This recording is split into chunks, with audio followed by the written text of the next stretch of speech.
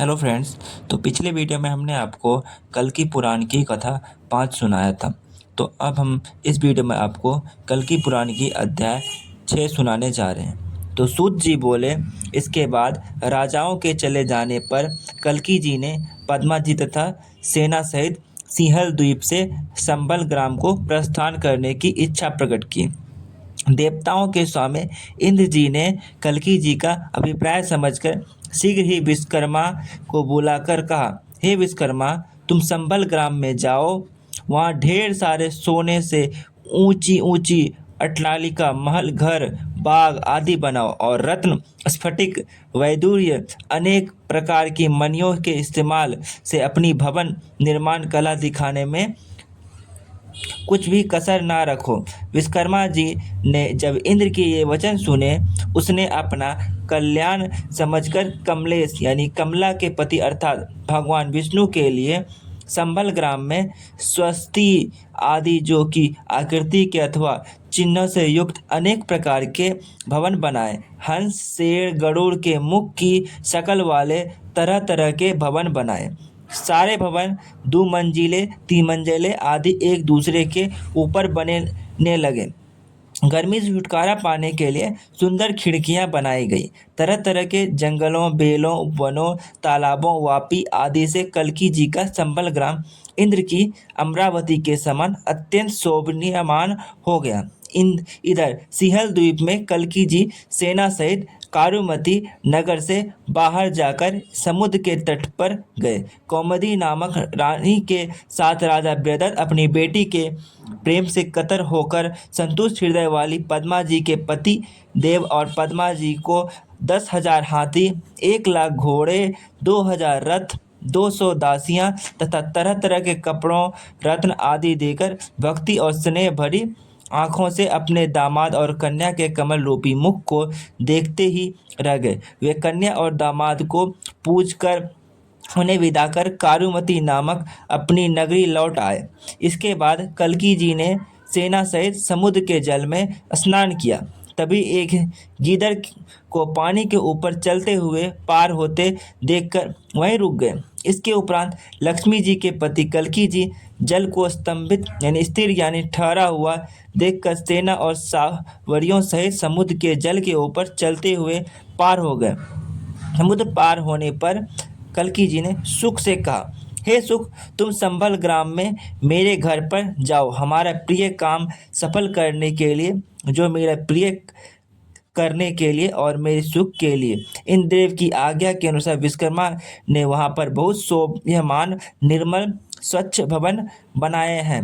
तुम वहाँ जाकर हमारे माता पिता और जाति वालों से हमारा कुशल समाचार कहकर हमारे विवाह आदि की सभी बातें बतला देना। मैं सेना के सहित पीछे पीछे आ रहा हूँ। तुम आगे संबल ग्राम में जाओ। बड़े धैर्यवान, सब कुछ जानने वाले सुख कल्कि जी के वचन सुनकर आकाश मार्ग से उड़ते हुए कुछ समय के बाद देवताओं द्वारा पूजे गए संबल ग्राम में पहुँचे। संबल ग्राम में 7 योजना में फैले हुए ब्राह्मण, क्षत्रिय, वैश्य और शूद्र चारों वर्णों के लोग होते हैं। सूर्य की किरणों की भांति स्वच्छ जगमगाती हुई सैकड़ों अट्टालिकाएं इसमें से चारों ओर शोभा बढ़ा रही है। सभी मौसम में सुख देने वाले रमणीक संबल ग्राम को देखकर सुख ने विह्वल होकर वहां प्रवेश किया। वह एक घर से दूसरे घर में, महल के अगले भाग से आकाश मार्ग में, एक बाग से दूसरे बाग में और एक पेड़ से दूसरे पेड़ पर विचरने लगा। इसी तरह प्रसन्नित सुख विष्णु यश के घर पहुंच गया।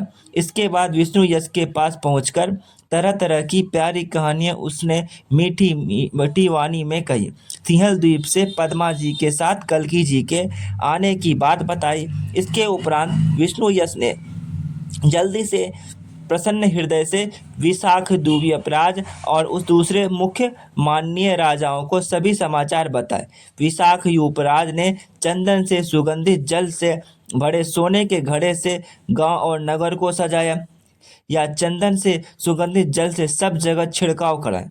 दीप माला, सुंदर सुगंधित द्वीपों की माला, अगर आदि सुगंधित पदार्थों, केले, सुपारी आदि फलों, नई कोपलें, चावलों और पान के पत्तों आदि से संबल ग्राम सुशोभित हो गया और देवताओं की पुरी के समान मनोहर लगने लगा। परम सुंदर सुंदरी की आंखों के आनंद, सुंदर शरीर वाले कृपा के सागर कल्की जी बड़ी सेना सहित नगर में प्रवेश करने लगे। कल्की जी ने पद्मा जी सहित माता पिता के चरणों में प्रणाम किया। जिस प्रकार देवलोक में दीति जी इंद्र और उनकी पत्नी सची को देखकर सफल, मनोरथ तथा प्रसन्न हुई, उसी तरह सती सुमति अपने पुत्र कल्की जी और पुत्र वधु पद्मा जी को देखकर अत्यंत प्रसन्न तथा सफल मनोरथ हुई। संबल ग्राम नगरी ध्वजा पताकाएं से सजी हुई थी।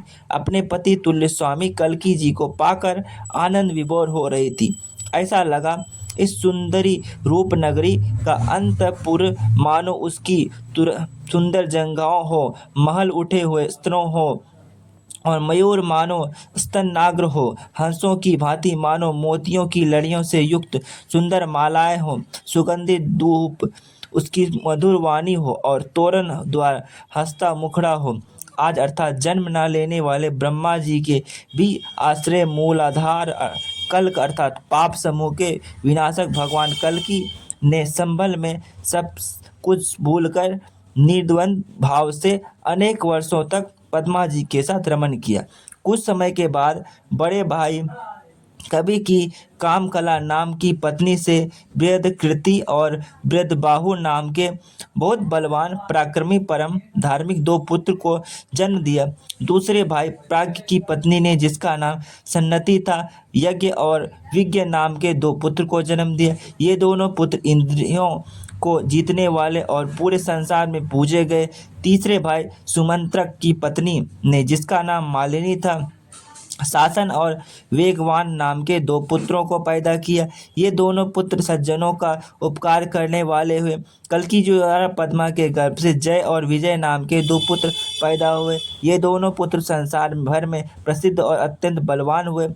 इस प्रकार कल्की जी का परिवार पुत्रवान और सर्व ऐश्वर्य संपन्न हो गया। फिर आमत्यों यानी राजा के सहचर अथवा मंत्रियों से घिरे हुए, समस्त संपत्तियों से युक्त कल्की जी ब्रह्मा जी की तरह अपने पिताजी को अश्वमेघ यज्ञ करने के लिए तैयार हुआ। देखकर बोले, मैं दिशाओं के स्वामियों को हराकर धन इकट्ठा करके आपसे अश्वमेघ यज्ञ कराऊंगा। इस समय मैं दिग्विजय यानी संपूर्ण दिशाओं की विजय के लिए यात्रा करता हूँ। यह कहकर शत्रुओं के नगरों को जीतने वाले कल्की जी प्रसन्न होकर पिता को प्रणाम कर सेना सहित कीकटपुर की ओर चल पड़े। अति विस्तार में फैली हुई कीकटपुर नगरी बौद्ध धर्मावलंबियों का मुख्य स्थान था। यहाँ के लोग वैदिक धर्म को नहीं मानते, अपने पितरों और देवताओं की पूजा नहीं करते और परलोक में विश्वास नहीं करते। इस नगरी के अधिकतर लोग केवल अपने शरीर को ही आत्मा मानते हैं, शारीरिक सुखों की चिंता करने वाले हैं और कुल धर्म और जाति धर्म का पालन नहीं करते। वे लोग धन, स्त्री, भोजन आदि विषयों में अपने पराये का भेद नहीं मानते। यह नगर तरह तरह के लोगों और तरह तरह की पीने वाली और खाने वाली वस्तुओं से भरपूर है। युद्ध करने के लिए सेवकों के साथ कल्की जी का आना सुनकर वहां का राजा जिन दो अक्षौहिणी सेना सहित नगर से बाहर निकला। अनेक हाथियों, रथों, घोड़ों और सोनों के आभूषणों से सजे हुए उत्तम वर्ण के रथ वाले, अस्त्र शस्त्र धारण करने वाले योद्धाओं से पृथ्वी ढक हुई गई। सेनाओं के झंडों के कपड़ों से धूप भी पृथ्वी तक नहीं पहुंच पाती थी।